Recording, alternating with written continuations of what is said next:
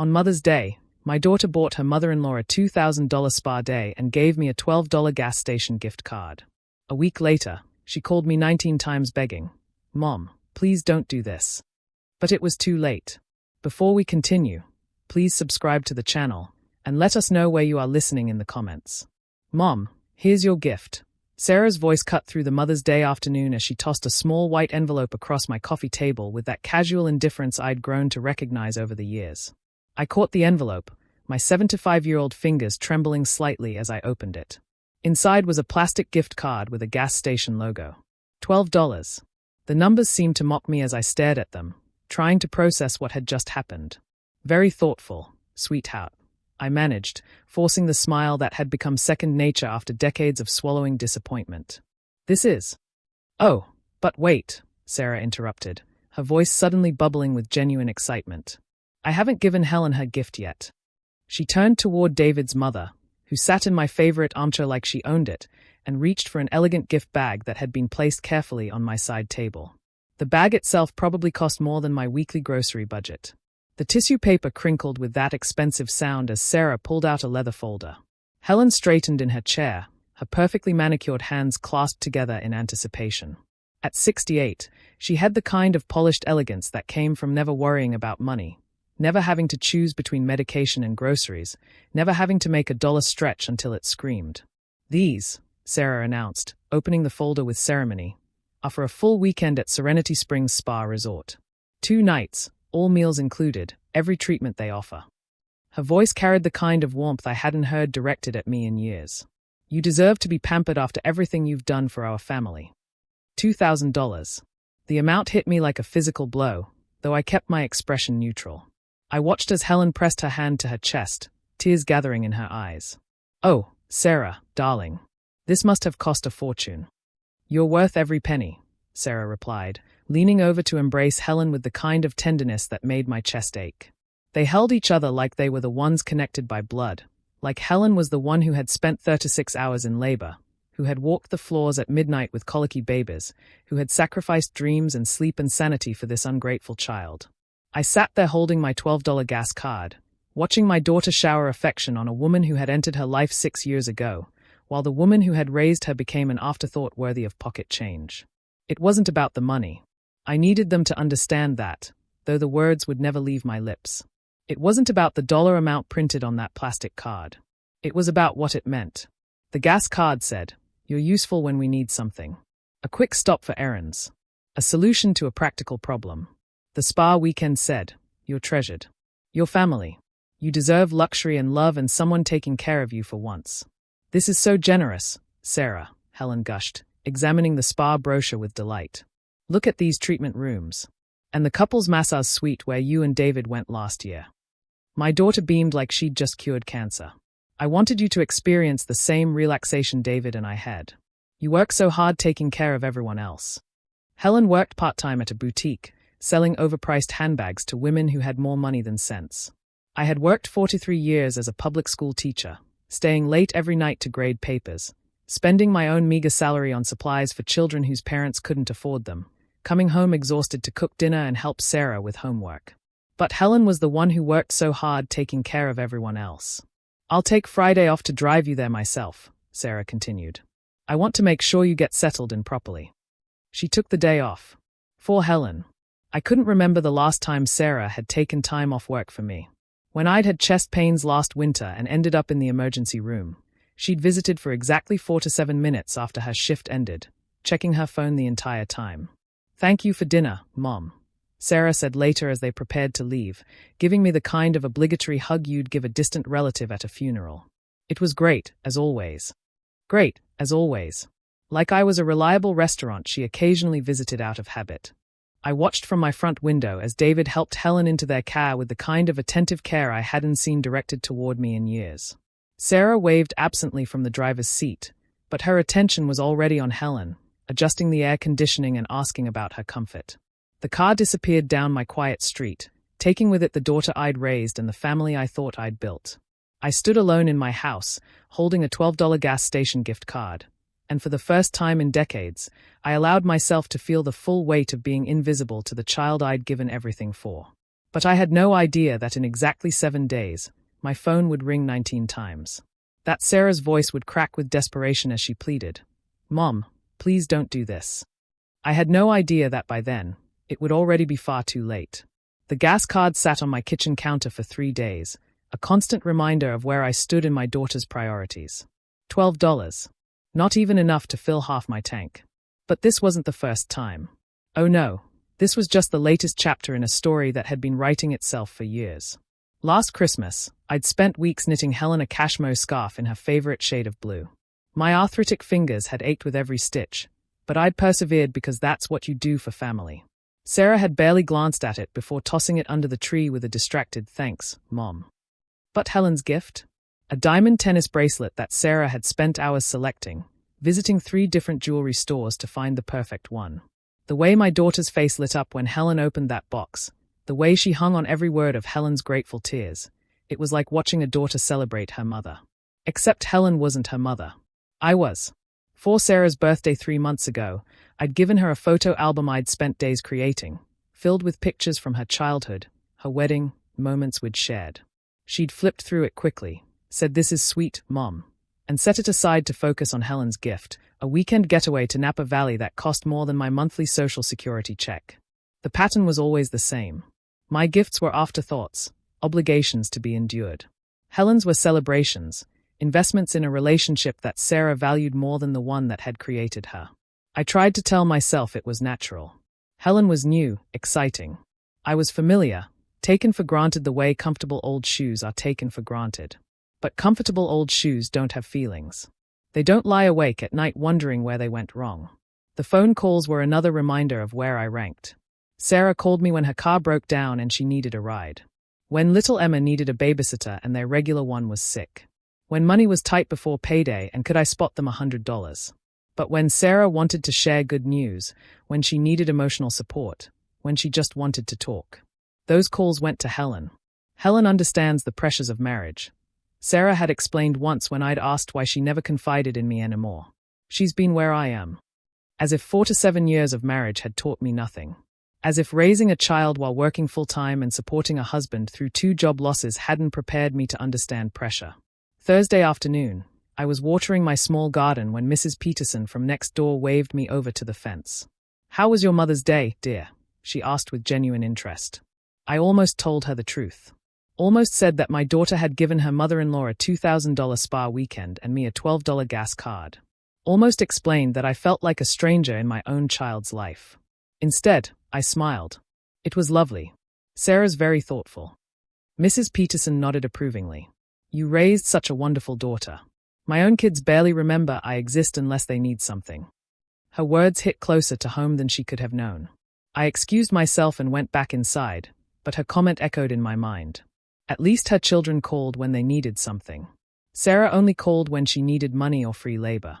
When was the last time my daughter had called just to check on me? To ask how I was feeling, what I was doing with my day, if I was lonely in this house that had once been filled with family but now held only memories? I couldn't remember. That evening, I sat in my favorite armchair, the one Helen had claimed so easily on Mother's Day, and really looked at my life. The walls were covered with photos of Sarah at every stage. First steps, high school graduation, wedding day, holding baby Emma. Evidence of a love so deep I'd built my entire identity around being her mother. But where was the evidence that she loved me back? I picked up the phone to call her, then stopped. What would I say? That her Mother's Day gift had hurt me? She'd dismiss it as me being overly sensitive. That I felt replaced by Helen? She'd say I was being dramatic. So I did what I'd always done. I swallowed the hurt, pasted on a smile, and pretended everything was fine. But deep in my chest, something was changing. A small, hard knot of resentment that had been growing for months, maybe years, was finally taking shape. And I was beginning to understand that love without respect isn't really love at all. It's just habit. Saturday morning brought an unexpected visitor. Mrs. Henderson from 3 blocks over knocked on my door, looking troubled. "Dorothy," she said, wringing her hands nervously. "I hope you don't mind me stopping by, but I have some news about old Mrs. Watson." Margaret Watson had been my closest friend for nearly 20 years.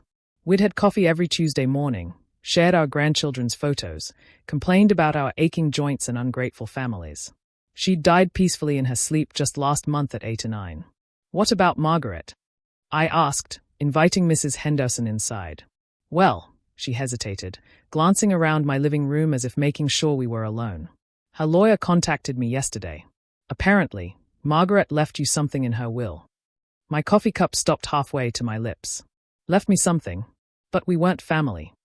No, but you were closer to her than her own relatives were, Mrs. Henderson replied. You were the one who checked on her every day after her fall. You drove her to doctor appointments, brought her groceries when she couldn't get out. Her own niece only visited twice a year. I remembered those visits from Margaret's niece, a sharp-faced woman who'd walk through Margaret's house like she was inventorying assets, counting silverware and evaluating antiques.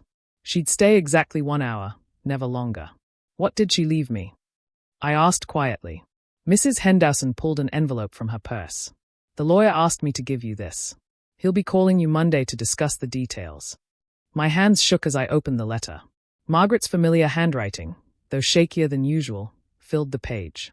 My dearest Dorothy, if you're reading this, then I've finally gone to join Harold. I hope I went peacefully and didn't cause too much fuss. I'm writing this to thank you for 20 years of true friendship. While my own family saw me as a burden to be managed, you saw me as a person worth knowing. You listened to my stories, even when I repeated them. You laughed at my terrible jokes. You held my hand when I was scared. That's why I'm leaving you my house and everything in my investment account. The house needs some work, but it's worth more than you might think. The neighborhood has gotten quite desirable. The investments should be enough to keep you comfortable. Don't let anyone tell you that you don't deserve this. You do. You've spent your whole life taking care of others. Now it's time someone took care of you. Use this gift to live the life you want, not the life others expect from you. With all my love and gratitude, Margaret.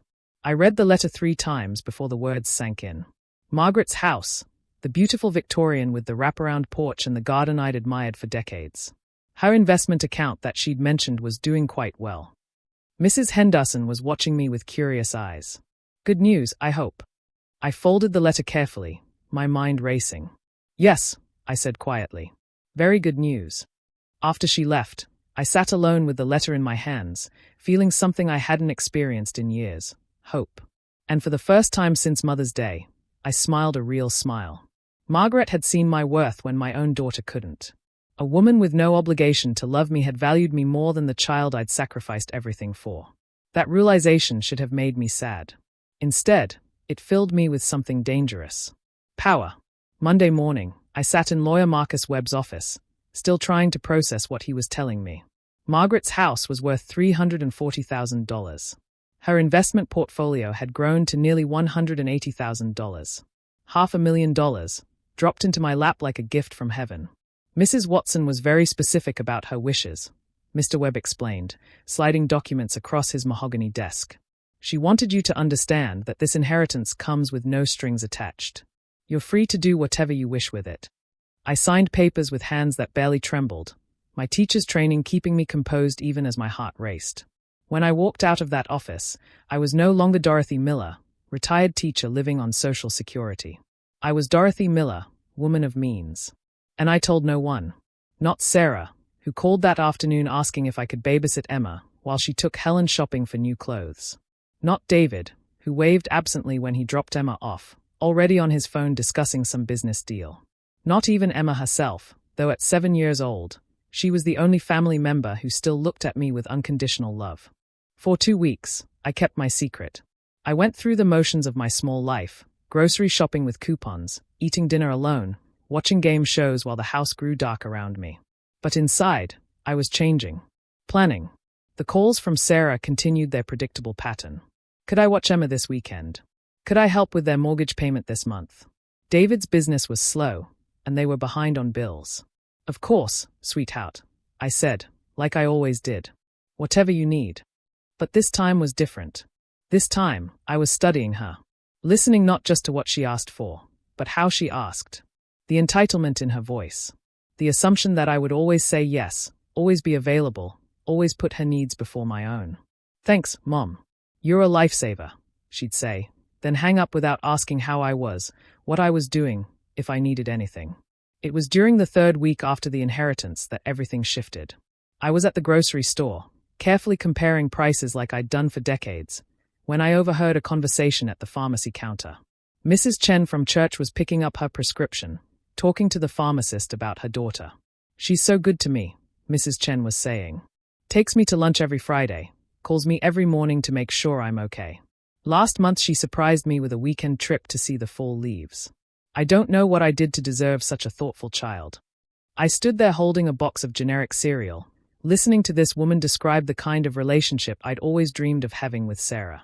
The kind I'd fooled myself into thinking we had, until Helen came along and showed me what my daughter's love really looked like when it was genuine. That afternoon, I did something I hadn't done in years. I bought myself flowers. Not practical, not necessary, but beautiful. Pink roses that matched the ones Margaret used to grow in her garden. I put them in my best vase and placed them on my dining room table, right where Sarah would see them when she came to pick up Emma. "Those are pretty, Mom," Sarah said when she arrived, but she was already looking at her phone, texting someone.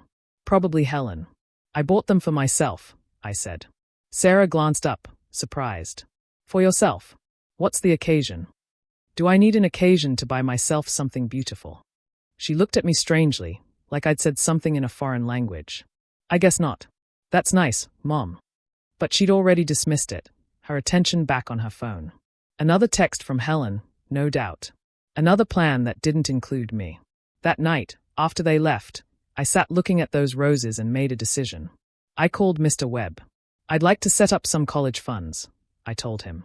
"For my granddaughter Emma, and any future grandchildren. I want them managed through a trust." "Of course, Mrs. Miller. How much were you thinking?" $50,000 for Emma's fund. It should grow nicely by the time she's 18. And I want it structured so that only Emma can access it when she comes of age. No one else. Including her parents. Especially her parents. There was a pause. "May I ask why you want to exclude the parents from having any control?" I thought about the gas station gift card, still sitting in my kitchen drawer. About Helen's spa weekend.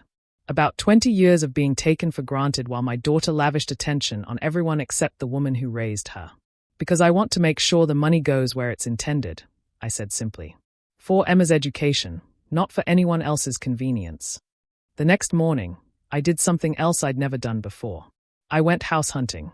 Not to buy, Margaret's house would suit me perfectly once I moved in. But I wanted to see what my options were, what my new financial status could afford. The realtor, a young woman named Jennifer, showed me properties I could never have imagined owning. Houses with pools, with multiple bedrooms, with views that took my breath away. "What's your budget?" she asked. "Money isn't really a concern," I heard myself say, and the words felt strange and wonderful on my tongue. By pure coincidence, we ran into Helen at the third house we visited. She was there with her own realtor, looking at properties for herself and her husband. "Dorothy," Helen called out, looking surprised and slightly confused. "What are you doing here?" "House hunting," I replied pleasantly. Helen's eyebrows rose. "Oh, are you thinking of downsizing? These houses seem well, they're quite expensive." I smiled. "Actually, I'm thinking of upgrading." The confusion on Helen's face was almost comical. "Upgrading? But I mean, Sarah mentioned you were having trouble with your bills last month." That was news to me. Sarah had never asked about my bills. But apparently, she'd been discussing my supposed financial struggles with Helen. Making me sound like a charity case, someone to be pitied rather than respected. "My financial situation has improved recently," I said, still smiling. Helen's realtor chose that moment to interrupt. "Mrs. Foster, this property is $450,000. It's a bit above your stated budget." Helen flushed. "Yes, well, we're still exploring options." My realtor, who had just learned that money wasn't an issue for me, jumped in enthusiastically. "Mrs. Miller, this house would be perfect for entertaining. Look at this kitchen. And the guest bedrooms are lovely." I could see Helen's mind working, trying to figure out how a retired teacher on Social Security could suddenly afford houses that she and her husband, with their combined professional salaries, found challenging. "Well," Helen said finally, "I hope you find something suitable." The condescension in her voice was subtle but unmistakable. The same tone she might use with a child playing dress-up in adult clothes. "I'm sure I will," I replied. "I'm looking at several properties this week. It's hard to choose when you have so many wonderful options." As we parted ways, I saw Helen immediately reach for her phone. No doubt calling Sarah to report this strange encounter, to ask what she knew about my sudden financial improvement. But Sarah didn't know anything, and I intended to keep it that way. For now. The phone call came that evening, right after I'd finished dinner. Sarah's voice was strained, artificial in its casualness. "Hi, Mom, how was your day?" She never asked how my day was. Not unless she wanted something. "It was lovely, dear. I went house hunting." A pause. A long one. "House hunting? Mom, are you feeling okay? You've lived in that house for 30 years. 32 years, actually. And yes, I'm feeling wonderful. Better than I have in years." "But Mom."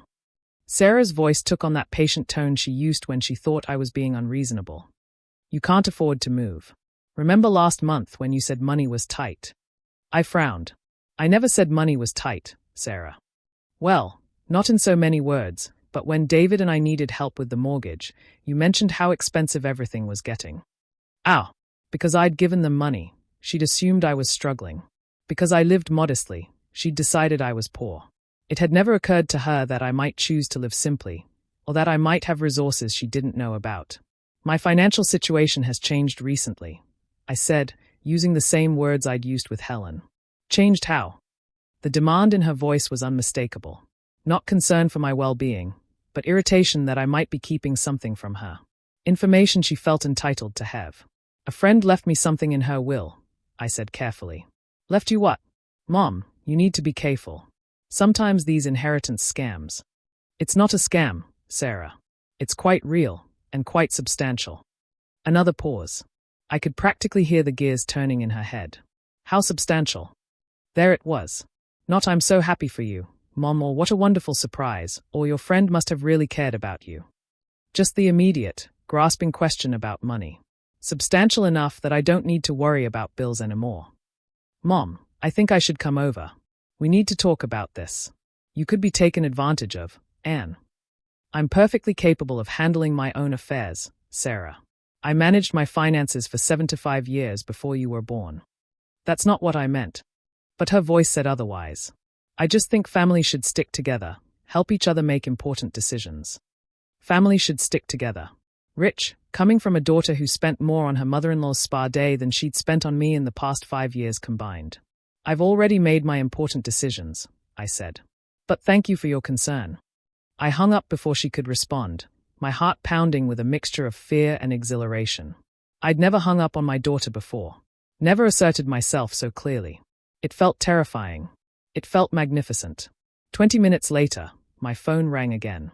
This time it was David. "Hey, Dorothy. Sarah's worried about you. She thinks someone might be trying to scam you with this inheritance thing." David, calling me by my first name with that fake familiarity he used when he wanted something. David, who'd never called me just to chat, never remembered my birthday without Sarah's reminder, never thanked me for the countless times I'd watched Emma or helped with their bills. "It's not a scam, David. I've been to the lawyer's office. I've signed the papers. The money is real." "Well, that's great news. Really great." His voice brightened considerably. "How much are we talking about here?" "We." As if my inheritance was somehow theirs to claim. "Enough," I said simply. "Look, Dorothy, I know Sarah comes across a little strong sometimes, but she's just worried about you. We both are. Maybe we could all sit down together, go over the paperwork, make sure everything's legitimate." "Why would you need to see my paperwork, David?" "Well, I mean, family looks out for each other, right? And I do have some experience with investments. I could help you make sure you're getting good advice." David, who'd asked me for money just last month because his own business investments weren't paying off. David, who wanted to manage my windfall when he couldn't manage his own finances. "I appreciate your concern, but I have excellent advisors. Thank you for calling." I hung up on him too. The next morning brought unexpected validation. Mrs. Chen from church called, excited. "Dorothy, I heard the wonderful news about your inheritance. Margaret Watson was such a dear woman. She always spoke so highly of you. You knew about it." "Oh honey, Margaret told several of us about her plans months ago. She was so pleased to finally have a way to show her appreciation for your friendship. She said you were the daughter she never had." The daughter she never had. Margaret had valued me more than my own child did. She made the right choice, Mrs. Chen continued. You deserve every bit of good fortune coming your way. That girl of yours doesn't know how lucky she is to have a mother like you. If only Sarah saw it that way. That afternoon, I made another decision. I called Jennifer, the realtor, and put an offer on a house. Not the most expensive one we'd looked at, but beautiful nonetheless. A charming craftsman with a garden and a reading nook and enough space for Emma to have her own room when she visited. When she visited. Not if. I was done being taken for granted, but I wasn't done being a grandmother. The offer was accepted that evening. Cash purchase, no contingencies. The power of having money you didn't desperately need was intoxicating. I was packing dishes in my kitchen when I heard a car in the driveway. Through the window, I saw Sarah's minivan, followed by Helen's silver sedan. They were both here. Together. My stomach clenched, but I forced myself to remain calm. I'd handled difficult parents during my teaching career. I could handle this. The knock came at my front door, urgent and demanding.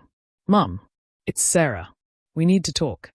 I opened the door to find both women on my porch, their faces wearing identical expressions of concern mixed with determination. Behind them, I could see David in Sarah's car, talking on his phone. Hello, dear. Helen. I stepped aside to let them in, noting how Helen's eyes immediately began scanning my living room, cataloging and evaluating. Mom, Sarah began without preamble. We're worried about you. Helen ran into you yesterday, and you were talking about buying expensive houses. Then you told me about some inheritance. We think someone might be taking advantage of you.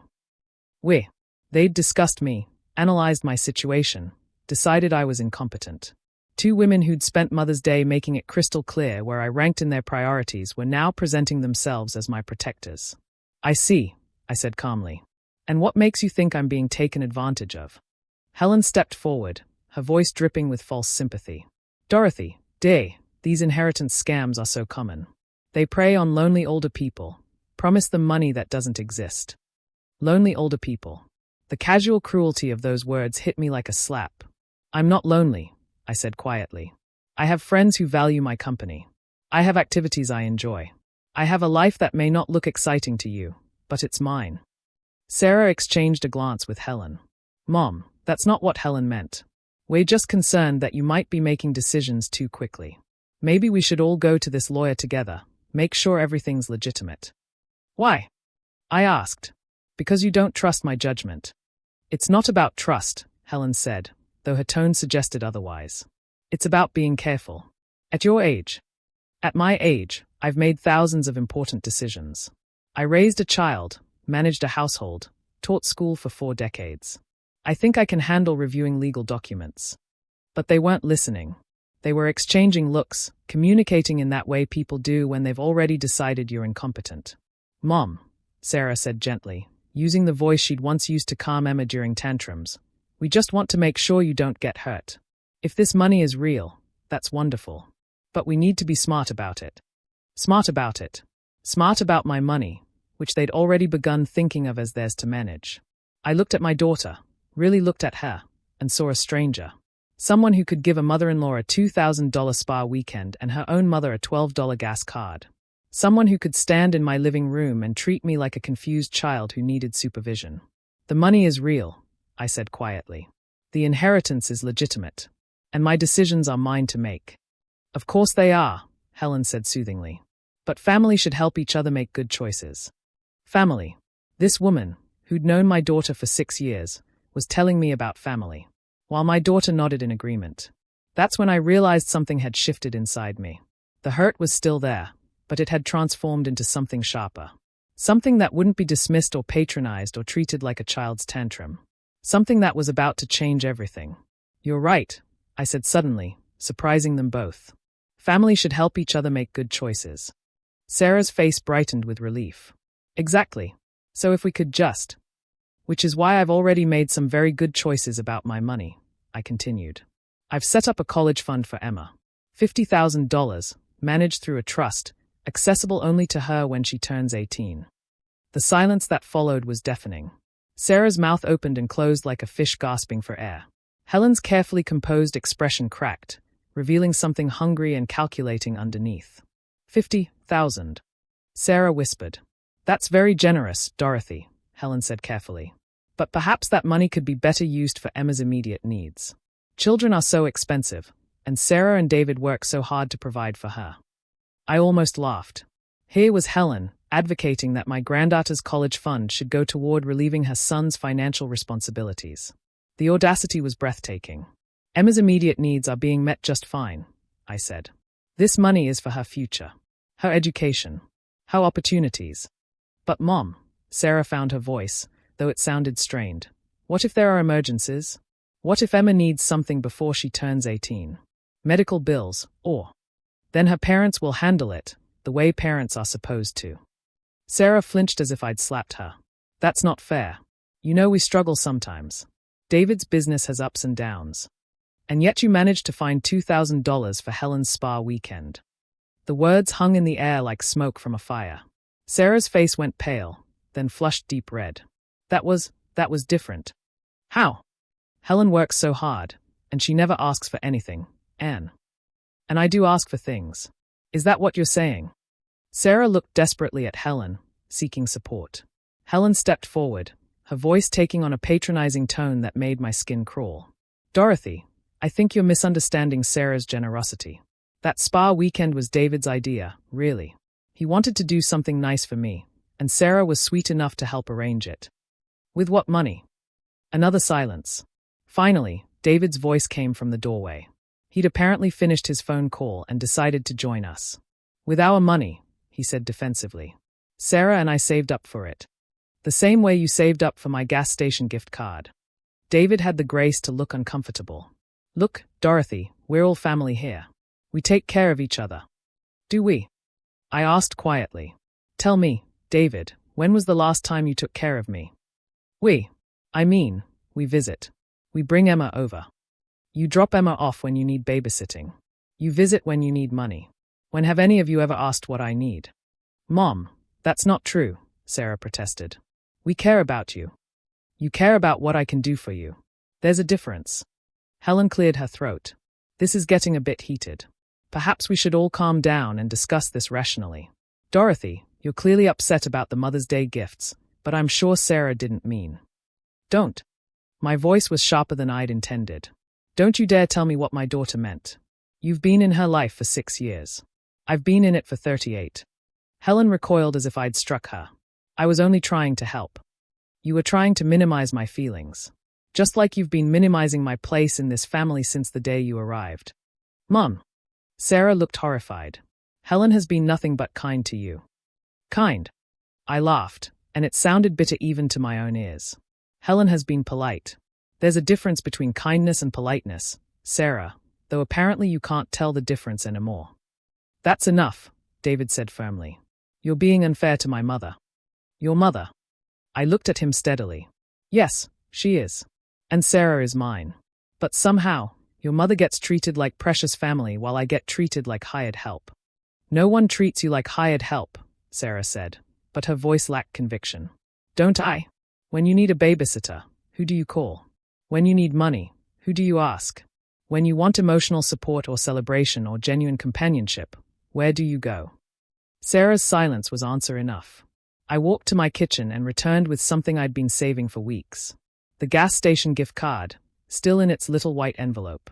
$12, I said, holding it up.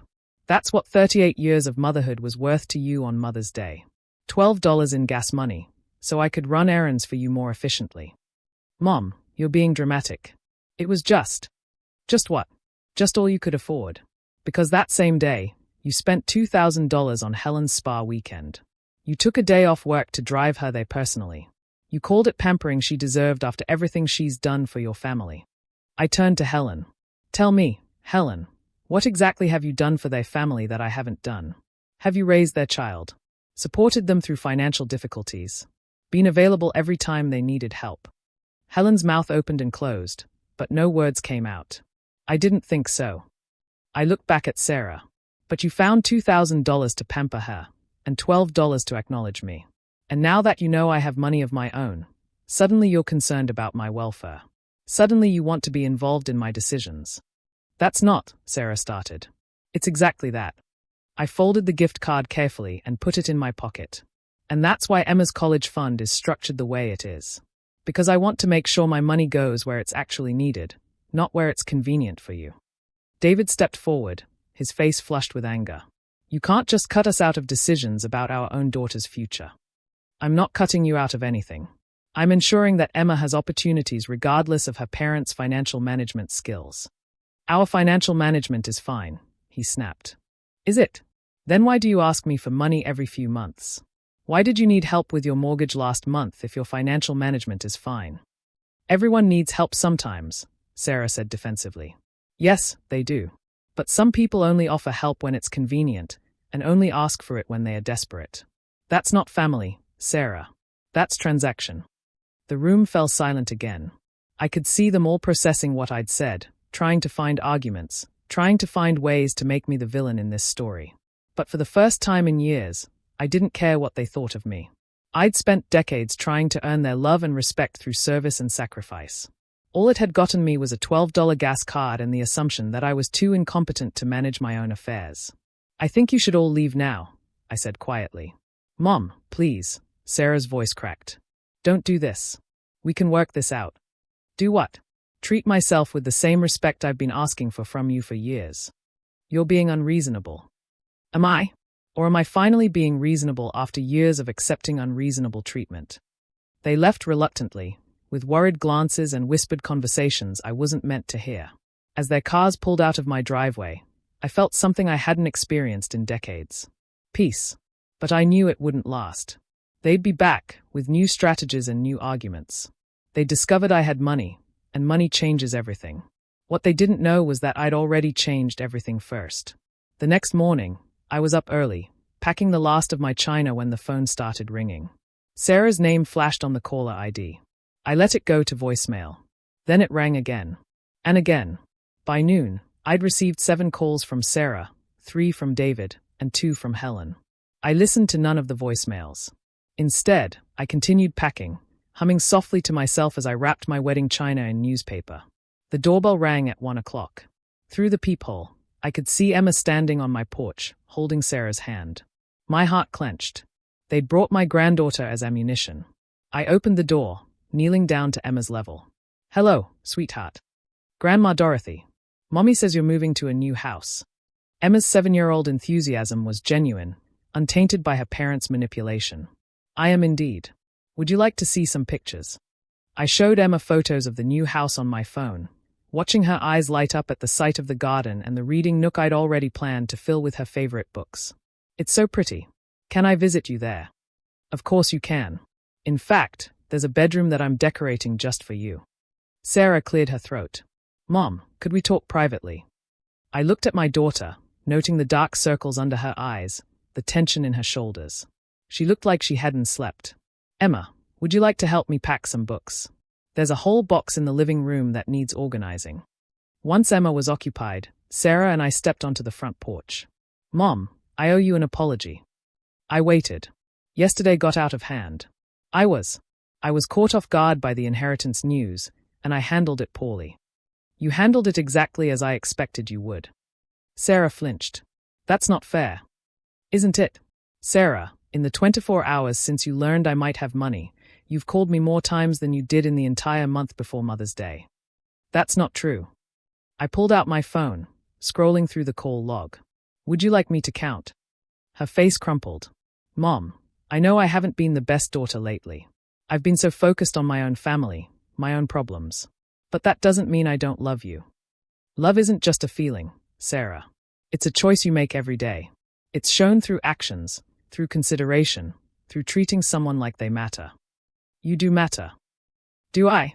When was the last time you asked about my day just because you cared? When was the last time you invited me to do something fun with you, not because you needed childcare or money, but because you enjoyed my company? Sarah opened her mouth, then closed it. We both knew the answer. I want to make things right, she said finally. Then start treating me like your mother instead of your emergency contact. How? Tell me how to fix this. I looked at my daughter, really looked at her, and saw something I hadn't seen in years. Genuine remorse. Not panic about losing access to my money, but actual regret about how she'd treated me. Stop trying to manage my life, I said. Stop assuming I need your protection or your approval for my decisions. Stop treating Helen like she's more important to you than I am. I don't. You do. And she knows it. Yesterday, she stood in my living room and tried to convince me to redirect my granddaughter's college fund to your household expenses. That's not the behavior of someone who respects boundaries. Sarah's face went pale. She didn't. I didn't ask her to say that. You didn't have to. You've made it clear that her opinions matter more than mine, that her needs come first. She was just following your lead. That's not what I intended. Intent doesn't matter when the impact is this clear, Sarah. We stood in silence for a moment, listening to Emma's chatter from inside the house. What about Emma? Sarah asked quietly. This affects her too. Emma will have her college education secured. She'll have a grandmother who loves her unconditionally. And she'll have parents who will hopefully learn to appreciate their family before it's too late. Are you saying it's too late for us? I considered the question carefully. I'm saying that relationships have to be mutual, Sarah. They have to be based on respect, not just obligation.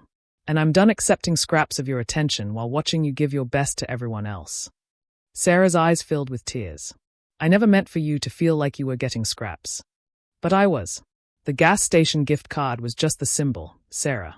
It represented years of being an afterthought in your life. What can I do? How do I prove that I want to change? Stop trying to prove it. Just change. Call me because you want to talk, not because you need something. Include me in your plans because you enjoy my company, not because you need a favor. Treat me like Helen treats her, like someone whose feelings matter. Sarah wiped her eyes. I don't know how to. I mean, Helen and I have a different relationship. She's what? She's easier, I guess. She doesn't have expectations. She doesn't get hurt if I don't call for a week. And you think that makes her better company than someone who loves you enough to be hurt by your neglect. The question hung between us like a challenge. I never thought of it that way, Sarah admitted. Helen doesn't have expectations because she has other sources of love and attention. I don't. You're my only child, Sarah. Your attention isn't just wanted, it's irreplaceable. For the first time in our conversation, Sarah seemed to really understand what I was saying. Oh, Mom. I'm so sorry. I know you are. But sorry isn't enough anymore. I need to see change. Emma appeared in the doorway, holding a book. Grandma Dorothy, can you read to me before we leave? I looked at Sarah, who nodded. Of course, sweetheart. As I sat with Emma in my lap, reading about brave princesses and magical kingdoms, I felt Sarah watching us. When the story ended, Emma hugged me tightly. I can't wait to see my room in your new house, she whispered. After they left, the phone started ringing again. But this time, it wasn't Sarah. Dorothy. Helen's voice was tight with barely controlled anger. I think we need to discuss what happened yesterday. Do we? Sarah is very upset. She feels like you ambushed her, and frankly, I agree. Using money to manipulate your own daughter is beneath you. The audacity took my breath away. I'm sorry. You heard me. This inheritance has gone to your head, and you're using it to punish Sarah for imagined slights. It's cruel and manipulative. Helen, I said quietly, you gave my daughter permission to spend $2,000 on your comfort while giving me $12 for gas. And you think I'm the manipulative one. That's completely different. Sarah chose to be generous with me because she wanted to, not because I demanded it. And she chose to give me a gas card because she wanted to as well. The difference is, she wanted to impress you and merely wanted to fulfill an obligation to me. You're twisting this to make yourself the victim. I'm not twisting anything. I'm simply pointing out that actions have consequences. Sarah has spent years showing me where I rank in her priorities. Now that I have the means to make my own priorities clear, suddenly everyone is concerned about manipulation. You could destroy your relationship with your daughter over this. Helen, I said calmly, my relationship with my daughter was already destroyed. I'm just the only one who was honest enough to admit it. The line went quiet. If Sarah wants to rebuild our relationship, she knows what she needs to do. But I'm done pretending that $12 gas cards and emergency-only phone calls constitute a loving family bond. I hung up, and for the first time all day, I smiled. The war had officially begun. But it didn't last long. 3 days later, Sarah found out about the second college fund. I'd been at my lawyer's office, finalizing the trust documents for Emma's education fund, when I made one more decision. A decision that would ensure my granddaughter's future was completely secure, regardless of what happened between Sarah and me. I'd like to add another $50,000 to the fund, I told Mr. Webb. That's very generous, Mrs. Miller. That will bring Emma's total college fund to $100,000. $100,000 that Sarah couldn't touch, couldn't redirect, couldn't use for household expenses or emergency repairs or David's failing business ventures. Word traveled fast in our small town. Mrs. Peterson mentioned it to her daughter, who worked at the bank. The bank teller mentioned it to her cousin, who went to church with Helen's sister. By Thursday afternoon, half the congregation knew that Dorothy Miller had set up a substantial trust fund for her granddaughter. By Thursday evening, Sarah knew too. The calls started at 8:47 p.m. Ring. I was reading in my favorite chair, a cup of tea growing cold on the side table, when Sarah's name flashed on my phone. I let it go to voicemail. Ring. 5 minutes later. Another call. Another voicemail I didn't listen to. Ring. By 10 p.m., she'd called 7 times. The desperation in her voice was audible even through the closed bedroom door where my phone charged on the nightstand. The next morning brought more calls. Frantic ones. David's voice joined Sarah's in leaving increasingly urgent messages I refused to hear. By noon, the count was at 15.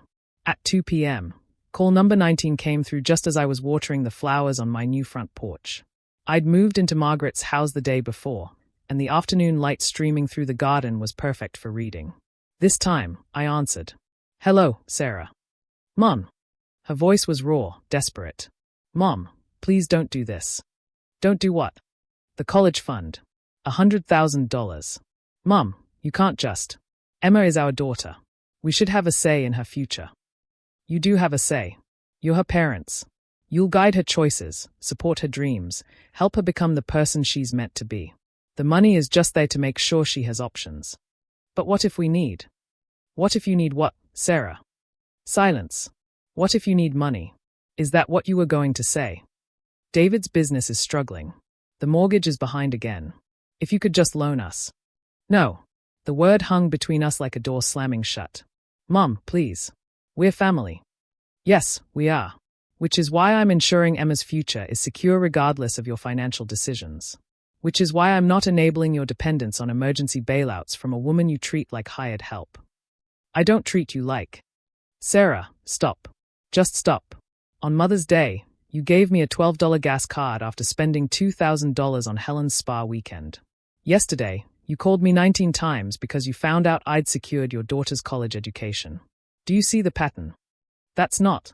This is different. It's exactly the same. You contact me when you want something. The only difference is that now you want something I won't give you. Sarah's voice broke. I know I've made mistakes. I know I haven't been the daughter you deserved. But please, don't punish Emma for my failures. I'm not punishing Emma. I'm protecting her. That money will be there when she needs it for education, not when you need it for bills. What about us? What about our relationship? I looked out at Margaret's garden, where roses bloomed in shades of pink and yellow, where a stone bench sat perfectly positioned for morning coffee and evening reflection. What about it, Sarah? We can have a relationship based on mutual respect and genuine affection. Or we can continue the one we've had, where I'm useful when needed and invisible when not. But I won't finance the second option anymore. I want the first one. I want to fix this. Then fix it. Not with words, but with actions. Call me because you miss talking to me. Visit because you enjoy my company. Include me in your life because you value my presence, not because you need my services. How do I prove that to you? You don't prove it to me, Sarah. You just do it. Consistently. Over time. Without expecting immediate forgiveness or immediate access to my money. There was a long pause. The college fund, she said finally. Is it really locked up until Emma turns 18? Yes. And there's no way to access it earlier? No. Another pause. I could practically hear her calculating, weighing her options. What if there's a real emergency? What if Emma gets sick, or? Then you'll handle it the way parents are supposed to. With your own resources, your own insurance, your own problem-solving skills. But we can't. Sarah, I interrupted gently. Listen to yourself. You're still trying to find a way to get access to money I've set aside for your daughter's education. Even now, in the middle of supposedly apologizing for treating me poorly, you're focused on what you can get from me. The silence stretched between us, filled with the weight of recognition. Oh God, she whispered. You're right. I know I am. I don't even realize I'm doing it anymore. I know. How do I change something I don't even notice? Very carefully, very intentionally, and with the understanding that I'm no longer available as your safety net. What does that mean? It means Emma's college fund stays exactly where it is. It means I won't be lending you money for mortgages or car repairs or business investments. It means our relationship has to be about love and family, not financial convenience. And if I can do that, if I can change, I smiled, watching a cardinal land on the garden fence. Then maybe next Mother's Day, I'll get something that shows you've actually thought about who I am as a person, not just what I can do for you. Sarah laughed, but it sounded more like crying. I don't even know what that would be. Then you have some learning to do. Will you give me the chance? I considered the question. This woman was still my daughter. Flawed, selfish at times, but capable of growth. And Emma deserved grandparents who could model healthy relationships. I'll give you the same chance you've been giving me for years, I said finally. What's that? The chance to prove your worth through your actions, not your words. 6 months later, Sarah calls me every Sunday. Not because she needs anything, but because she's started a tradition of family calls. She asks about my book club, my new garden, my thoughts on the shows I'm watching. She brings Emma to visit twice a month, and stays for coffee afterward, telling me about her work, her hopes for Emma's future, her struggles and successes as a mother. Last month, she took a day off work to drive me to a doctor's appointment, not because I needed a ride, but because she wanted to make sure I wasn't alone with potentially worrying news. For my birthday, she gave me a leather-bound journal and a beautiful pen, along with a note that said, "For all the stories you have yet to tell. I'd love to hear them." Helen still gets expensive gifts and elaborate celebrations. But now, so do I. Emma's college fund sits untouched, growing steadily with interest and additional contributions I make quarterly. She'll have choices her parents never dreamed of when she's ready for them. And I live in Margaret's beautiful house with its wraparound porch and reading nooks, surrounded by the quiet dignity of a life well lived and a lesson well taught. Sometimes love requires boundaries. Sometimes respect has to be earned through consequences. And sometimes a $12 gas card is exactly the wake-up call a family needs. Respect and love should never be conditional on what someone can give you. But earning them back after you've thrown them away? That takes time, effort, and the humility to change. Sarah learned that lesson the hard way. But she learned it. And that, perhaps, was worth every penny.